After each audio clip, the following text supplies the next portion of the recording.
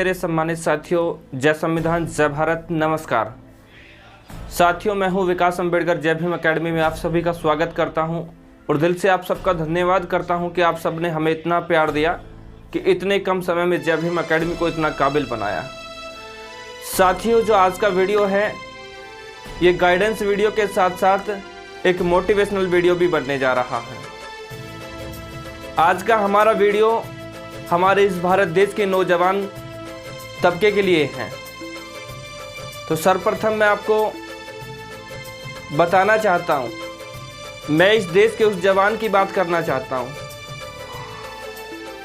जो कड़ी धूप में भी खून पसीने की मेहनत करके भारतीय सेना में जाने की तैयारी करता है।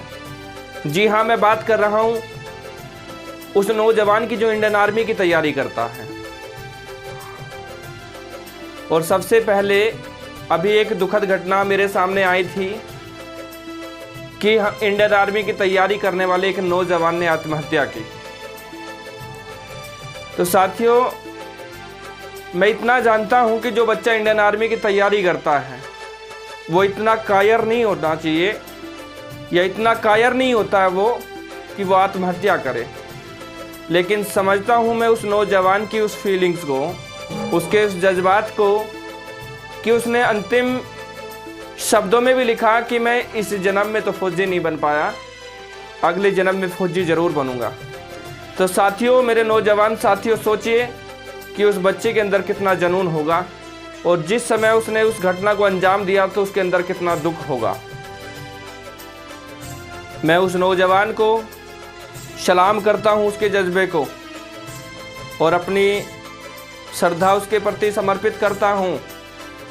लेकिन मैं इंडियन आर्मी की तैयारी करने वाले नौजवान से कहना चाहता हूं कि अगर आप इंडियन आर्मी की तैयारी करते हैं या आप इंडियन आर्मी की तैयारी कर रहे हैं या करना चाहते हैं तो आप कायर नहीं होने चाहिए, आप कमज़ोर नहीं होने चाहिए कि अगर आप अंदर से कमज़ोर हैं तो आप नहीं बन पाएंगे।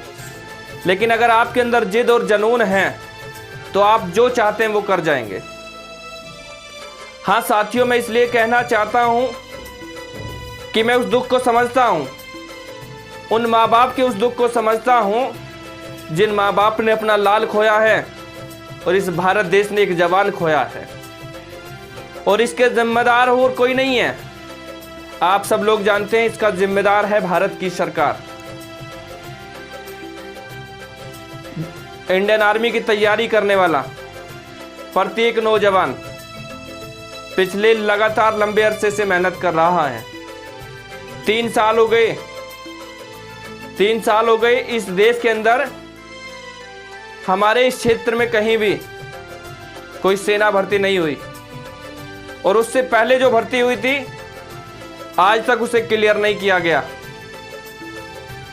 तो सोचिए उस नौजवान के उस भविष्य के बारे में जो अपनी जिंदगी को दांव पे लगाकर भारतीय सेना की तैयारी करता है। एक तरफ सरकार कहती है कि नौजवान इस देश का भविष्य है और दूसरी तरफ वही सरकार इस नौजवान के भविष्य को बर्बाद करके इस देश का भविष्य बर्बाद कर रही है। साथियों, अब समय आ गया है। देखिए, जब तक ये नौजवान नहीं जागेगा, ये खुद की आवाज़ खुद नहीं उठाएगा, शायद ये सरकार जो है ना तो देखना चाहती है ना सुनना चाहती है। अब इसकी जिम्मेदारी हम सबको उठानी है और हम सब इसकी जिम्मेदारी उठाते हुए मैं इस देश के नौजवान से कहना चाहता हूँ, इस देश के प्रत्येक उस व्यक्ति से कहना चाहता हूँ और उन फिजिकल ट्रेनरों को भी मैं कहना चाहता हूँ जो इस समय में एकेडमी चला रहे हैं कि अब समय है हम सबको एकजुट होकर इस देश के नौजवान की आवाज़ को बुलंद करना है। और ऐसे हमारे बहुत सारे लोग हैं जो इस आवाज़ को बुलंद करने के लिए आगे बढ़ रहे हैं।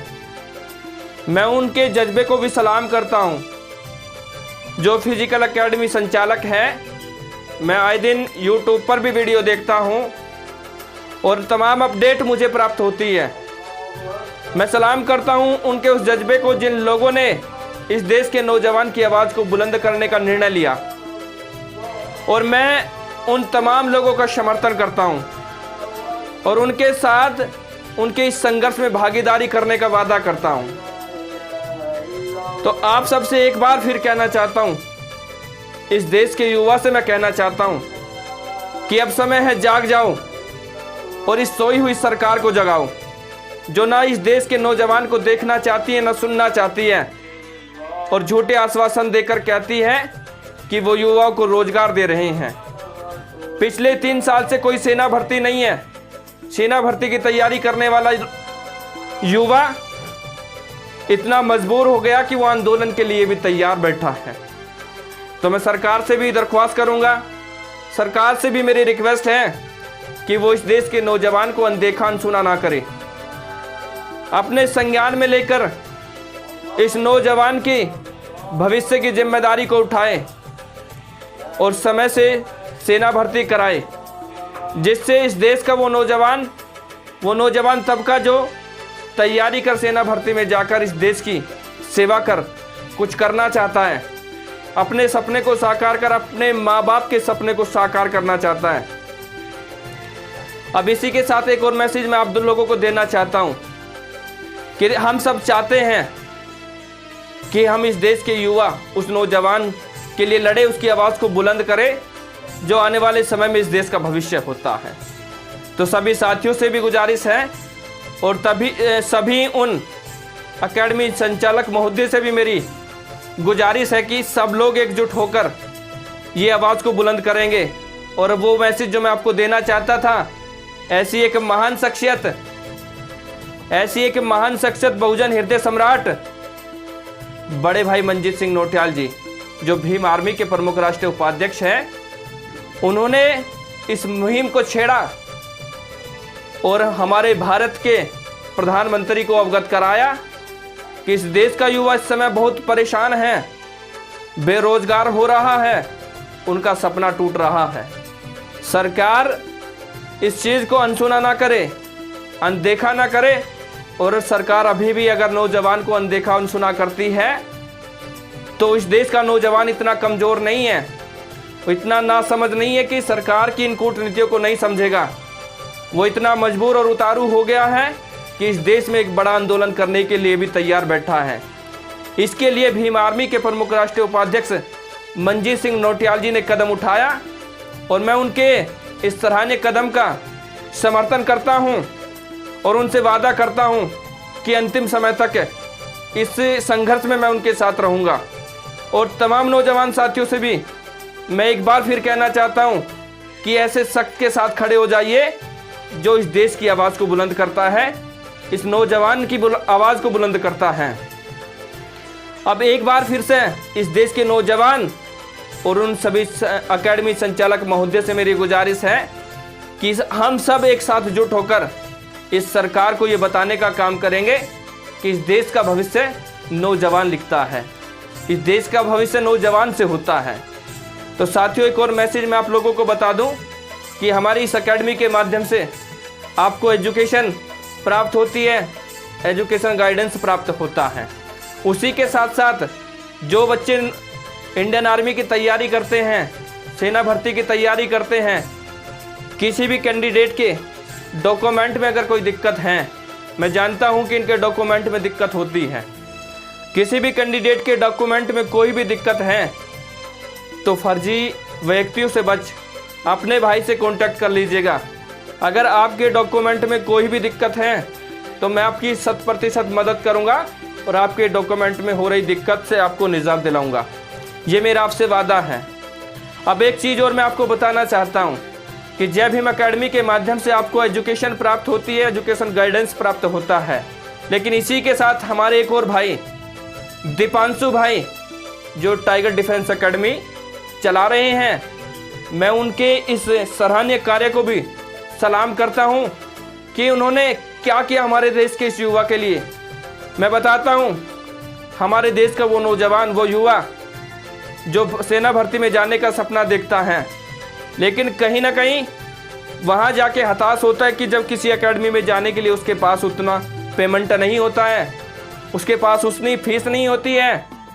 और हमारे दीपांशु भाई ने टाइगर डिफेंस एकेडमी के माध्यम से ये कर दिखाया कि अब उस नौजवान साथी का भी सपना पूरा होगा जिसके पास पैसा नहीं होता है और वो भारतीय सेना में जाने का सपना देखता है। जी हाँ, टाइगर डिफेंस एकेडमी के माध्यम से आपको बिल्कुल फ्री और फ्री ट्रेनिंग करने का अवसर प्राप्त होगा, जिसमें हमारे दीपांशु भाई टाइगर डिफेंस एकेडमी के माध्यम से आपको बिल्कुल फ्री ट्रेनिंग देने का काम कर रहे हैं।